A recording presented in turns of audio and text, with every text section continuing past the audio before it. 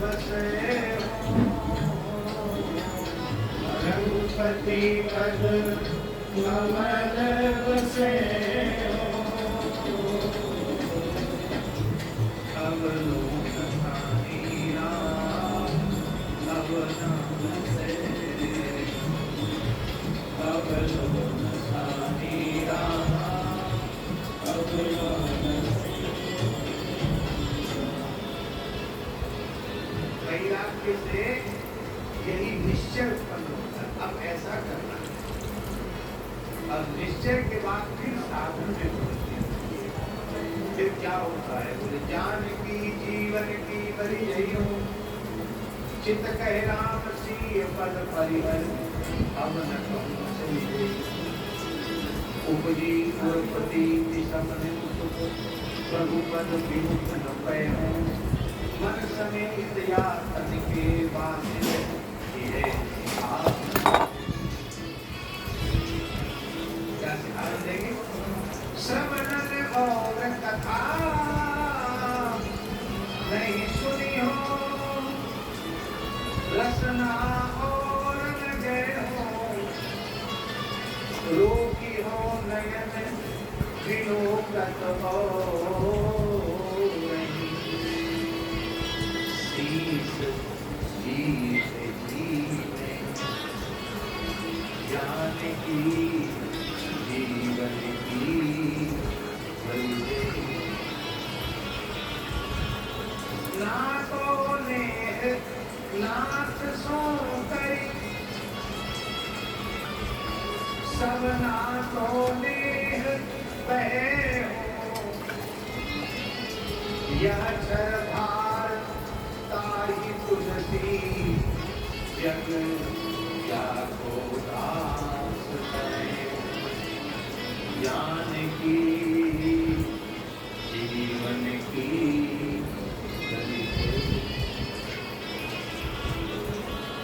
इसलिए वैराग्य बहुत आवश्यक है। और महाराज सौगरी जी विरक्त हो गए। स्पष्ट लिखा है कि उन्होंने विरक्तो न्यास मानसिका विधिवत उन्होंने संन्यास दीक्षा ग्रहण की और वे जंगल में चले गए। अब उनकी मान भाषा की जो 50 कन्याओं से जाती है तो उसका क्या होगा? सन्यासी होंगे, सब जाके चले गए। सुखदेव जी महाराज बड़ी ऊंची बात कहते बनम जगामान ययू तक पत्नियां सब मिले।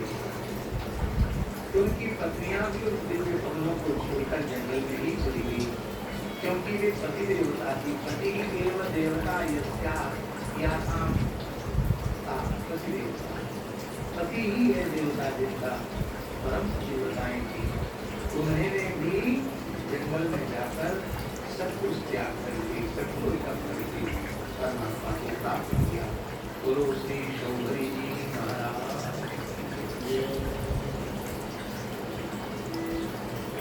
शौभरी जी ने योगाग्नि में अपने शरीर को भस्म कर दिया और उनकी पत्नियों ने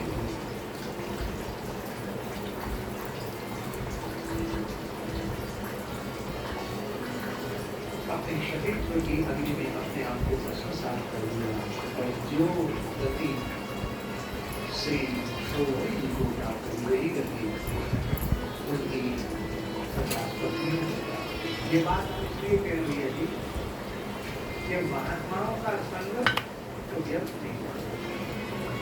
साधु पे हुए ना भले ही प्रवृत्ति दूसरे प्रकार की थी, लेकिन आखिर से ध्यान तपस्वी संघ का संग मिला, उसका दिव्य परिणाम ये हुआ कि जो गति शौभरी जी को प्राप्त हुई वही गति उनकी पत्नियों को प्राप्त हुई।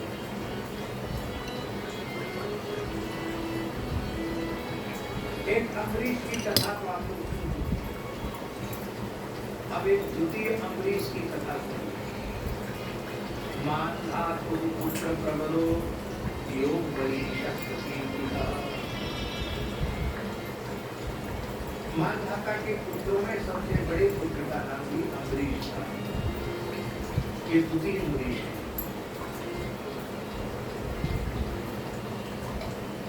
मानधाता के पिता का नाम था महाराज युवनाश, जिनकी कथा आपको सुन चुके हैं। कलस्तर जब जी गए थे तो उनके पेट से ही मानधाता पूजा दी।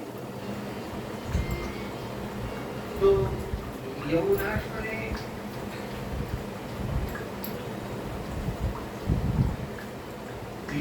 ने अपने पौत्र को माने अम्बरीश को अपने पुत्र के रूप में स्वीकार कर लिया। इसलिए पुत्र के रूप में स्वीकार करने के कारण उनका नाम यौवनाश हो गया। युवनाश दादा ही अधिकृत थे, पर युवनाश ने उनके पुत्र रूप में स्वीकार कर लिया अपने पोते को, तो उनका नाम यौवनाश हो गया। यौवनाश के पुत्र हारी हुए। ये मानधाता के वंश में 3 अवान्तर गोत्रों के प्रवर्तक हुए। नागों ने अपनी बहन नर्मदा का विवाह उद्कुत्स से कर दिया था, तो नागराज वासुकी की आज्ञा से नर्मदा अपने पति को रसातल में ले गई और वहां भगवान की शक्ति से संपन्न होकर उद्कुत्स ने वध करने योग्य गंधर्वों को मार डाला। यद्यपि गंधर्व देवजाति होते हैं, पर वो धर्म विरुद्ध आचरण करने लगे थे, इसलिए उसका वध कर दिया।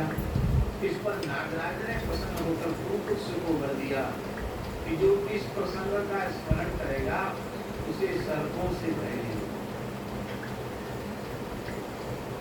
एक कल की कथा तो यह है कि सभी नदियां विवाहिता हैं, पर नर्मदा जी कुमारी। और एक कल की कथा ये है जो मैंने आपको सुनाई। इसलिए शर्प के जो गारुड़ मंत्र हैं सर्पों के भय से निवृत्ति के, उसमें नर्मदा जी का नाम आता है। रात्रि स्मरण में नर्मदा जी का नाम। नागार लक्ष्मण सर्पात अभयम स्मरतामिदम, इस प्रसंग को जो सुनता है तो सर्पों से निर्भय हो जाता है। कुरुकुत्स का पुत्र त्रसदस्यु था। त्रसदस्यु की चर्चा कल आप सुन चुके हैं। उनके पुत्र अनरण्य हुए। ये अनरण्य ही ऐसे महापुरुष थे जिनका शाप रावण को लगा था कि मेरे ही वंश में प्रभु अवतीर्ण होंगे।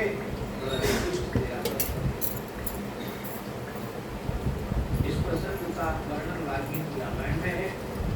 हम उसको संक्षेप में यही सुना देते हैं। अनरण्य यज्ञ कर रहे,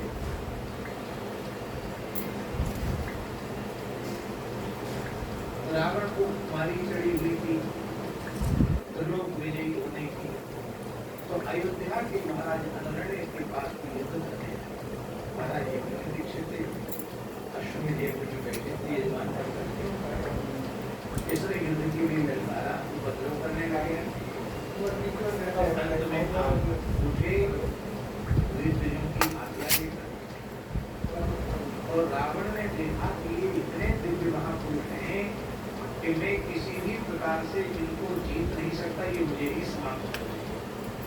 तब रावण ने छल पूर्वक जब इनके अस्त्र शस्त्रों रावण के अस्त्र शस्त्रों का कोई प्रभाव इनके ऊपर नहीं हुआ और उनके अस्त्र शस्त्रों को समाप्त करने का ये समझ गया कि इनके दिव्यस्त्रों को हम समाप्त नहीं कर सकते, तब उसने पीछे से उन पर जोर का थप्पड़ मारा। बहुत जोर, बेचारे तपस्वी होते ही व्रत में यज्ञ में दीक्षित थे, व्रत से वो रावण युवा था, तो वो रावण के प्रहार से व्याकुल होकर अपने रथ से गिरे और उन्होंने शाप दिया, अरे दुष्ट, तूने अन्यायपूर्वक पीछे से मेरे ऊपर वार किया, तो मैं तो तुझे सांप से दंड कर सकता हूँ और शर से भी दंड कर सकता हूँ, बाण से भी, शस्त्र से भी और शाप से भी, लेकिन नहीं, लगता है ब्रह्मा जी ने तेरी आयु भी उससे छोड़ दी है, इसलिए मैं तेरा वध नहीं करूंगा, मुझे शाप देगा, मेरे वंश में ही भगवान अवतीर्ण होकर तेरा वध करेंगे। अनरण्य के वचन को ही सत्य करने के लिए भगवान ने सूर्य वंश में अवतार लिया। के हरियस्व और हरियस्व के अरुण और अरुण के त्रिवंधन हुए, त्रिवंधन के पुत्र सत्यव्रत हुए और इसी सत्यव्रत का एक नाम त्रिशंकु हुआ। सत्यव्रत का ही नाम त्रिशंकु हो गया। त्रिशंकु का चरित्र यद्यपि इसमें बहुत संक्षेप में एक दो श्लोकों में है, इतना ही है। तस्य सत्यव्रतः पुत्रः त्रिशंकुः विश्रुतः प्राप्तः चांडालतां शापात् गुरोः कौशिक तेजसा, इतना ही चरित्र है। और दूसरा श्लोक है सशरीरो गतो स्वर्गम् अद्यापतिर्विश्रुते पतितो वाक्सरा देवैस्तेनैव स्तम्भतो बला। पर ये कथा हम जरूर सुनाएंगे, यानी ये सुनाएंगे कि भैया त्रिशंकु मत बनिए। ये भी पवित्र सूर्यवंश से उत्पन्न हुआ त्रिशंकु, नाम इसका सत्यव्रत था। ये वशिष्ठ जी के पास यजमाने बोले गुरु जी हमको सशरीर स्वर्ग भेज दीजिए। वशिष्ठ जी मुस्कुराए, बोले राजन यदि तुम सूर्यवंशी राजा हो, अयोध्याधिपति हो, सारी धरती के चक्रवर्ती सम्राट हो, पर तुम्हारा ऐसा तप और तेज नहीं है कि तुम सदैव स्वर्ग जा सको। धर्म का आचरण करो और फिर स्वाभाविक जब अपने समय को पूर्ण करके फिर तुम स्वर्ग जाओगे, पुण्य में तुम जाओगे, सशरीर तुम स्वर्ग जाने के अधिकारी हो। इसको सदैव स्वर्ग जाने की इच्छा से उत्पन्न हुई, क्योंकि तमाम सूर्यवंशी पूर्वज ब्रह्मलोक तक जाते रहे। दशरथ जी जाते थे, दशरथ जी का रथ दशों दिशाओं में जाता था, पूरे ब्रह्मांड में दशरथ जी की अभ्यास होती। मानधाता का रथ सब जगह जाता था, मानधाता स्वर्ग में जाता। तो एक दो नहीं अनेक ऐसे चक्रवर्ती सम्राट हुए जिनकी अव्याहत गति थी, वे इसी शरीर से जहां जाना चाहे वहां पहुंच सकते थे। लेकिन त्रिशंकु को कहा कि तुम्हारी ये योग्यता नहीं, पात्रता नहीं, इसलिए तुम अनधिकार चेष्टा हो।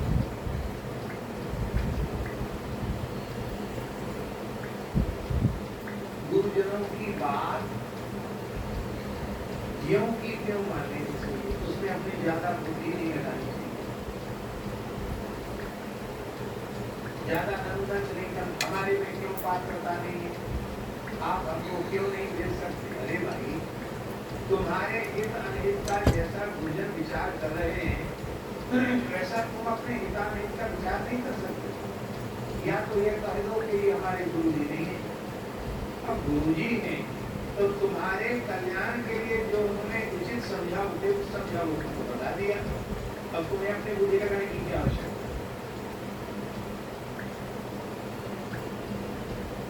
औषधि तो दी जाती है भैया जी, तो रोगी का विचार करके मैं जो औषधि देता। पीलिया का रोगी, पांडु पीलिया को रोगी वैद्य के पास जाता तो कहते तुम घी मत खाना, तेल मत खाना, तला हुआ मत खाना, गन्ने का रस पीना, मूली के पत्ता का रस निकाल के पीना, ये सब बताता कि नहीं वैद्य? दवाई देता। तुम्हारी हाथ लीवर बहुत कमजोर हो गया, और कोई पहलवान जी चले गए, उनको पीलिया नहीं है, उनकी बीमारी यही, तो वो पता नहीं कब कम हो। तो वैद्य ने कहा कि ठीक है, बढ़िया रसायन तुमको देते हैं, रोज बढ़िया बादाम का हलवा वो पूरा भर थाली और बढ़िया अधोटा दूध, 5 सेर अधोटा दूध पियो और कम से कम 1.5 सेर हलवा खाओ और गिरिराज जी की दूध का सम्मान रोज खाओ, एक सवेरे एक संध्या को कसरत कर लिया करो। अब पीलिया का रोगी वहीं खड़ा था, उसने कहा वैद्य जी हम का तुम्हारी दुश्मन है, इनको तो बादाम का हलवा, रबड़ी और दूध होता दिया, और हमको कहते खाली मूली का पीला पीला पत्ता, वो भी पुराना पत्ता, उसी का रस निकाल के पियो, गन्ने का रस पियो और पालक का जूस पियो, और हमको दूसरी चीज तो बता नहीं रहे हो। अरे भाई, वैद्य विचार करेगा ना कि पीलिया के रोगी को क्या देना चाहिए, और पहलवान जी कमजोर हो रहे हैं तो उनको क्या देना चाहिए। सद्गुरु वेद वचन विश्वासा, संयम यज्ञ विषय की आशा। तो इस भगरोग के वैद्य का नाम है सद्गुरु। तो हमें क्या करना है, वचन विश्वासा, वे जो कह दें उसको ज्यों का त्यों मान लो, काम हो जाए।